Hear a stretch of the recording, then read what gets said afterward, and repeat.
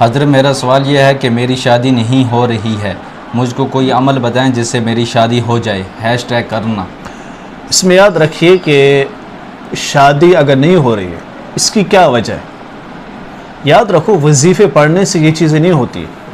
آپ کو شادی کرنی ہے تو آپ اپنے گھر والوں کو کہیں رشتہ ڈھونڈیں۔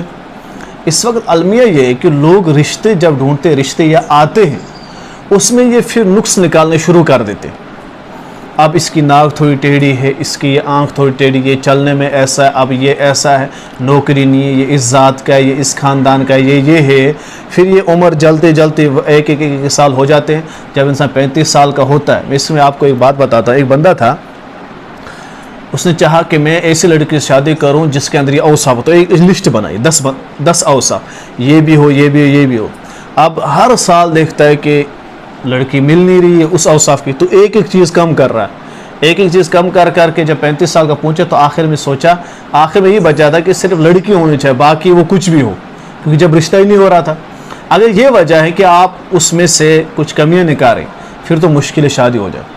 لیکن اگر دیندار ہے، کافی ہے، پیسے بھی اللہ بھیجے گا، گھر بھی اللہ بھیجے گا، سب کچھ بھیجے گا، تو اس کے لیے یہ ہے کہ آپ جو رشتہ آ جائے اس کے لیے ڈن کریں، اور آپ کو کوئی پسند ہے تو گھر والوں کو بتائے، وہ وہاں تک پیغام پہنچائیں گے اور آپ کا رشتہ ہو جائے گا۔ رہی بات یہ کہ وظیفے کی، تو وظیفہ بھی ہے، میں آپ کو بتا دیتا ہوں۔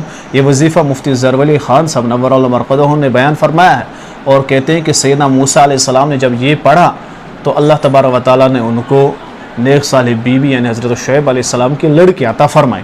وظیفہ ہے رب انی لما انزلت الی من خیر فقیر۔ ہر نماز کے بعد 3 مرتبہ آپ یہ دعا پڑھیں، انشاءاللہ تعالیٰ آپ کی شادی فی الفور ہوگی۔ اللہ سے دعا بھی کریں، اور اگر کوئی وجہ ہو اس کو بھی آپ حل کریں۔ اللہ تبارک و تعالیٰ عمل کی توفیق عطا فرمائے۔